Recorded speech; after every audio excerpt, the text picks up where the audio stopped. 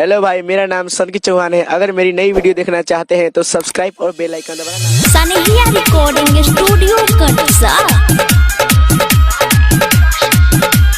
DJ Manish Raxaul.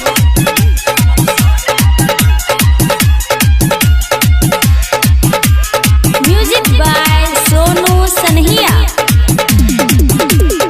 जिला में एगो हई छपरा जिला जे अधूरा लाऊ हो जाला ढीला। ए हो जिला में एगो हई छपरा जिला जे अधूरा लाऊ हो जाला ढीला। डाल पैसा दे नहीं फेर कब गई बे।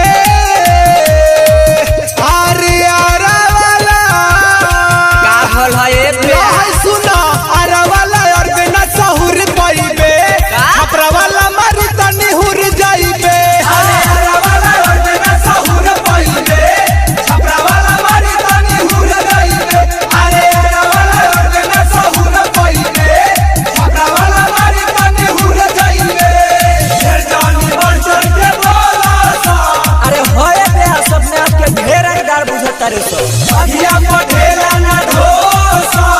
छपरा मर्दों का जिला है, अभियो नहीं समझा, अब समझ जाए। अरे यारा वाला और बिना सहुर पईबे छपरा वाला मारी तनी हुर जाइबे।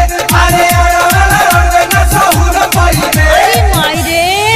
अबे के बुझता रे ढेर होशियार रे सुनाए हमार आरा के सारा रे हो छपरा के छारा रहेला हदम खारा। देख बार सटेला उ सटे ना दोबारा।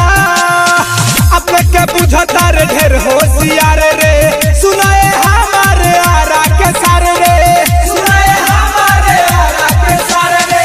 देखबे जिंदा के तो भाग दूर जाइबे।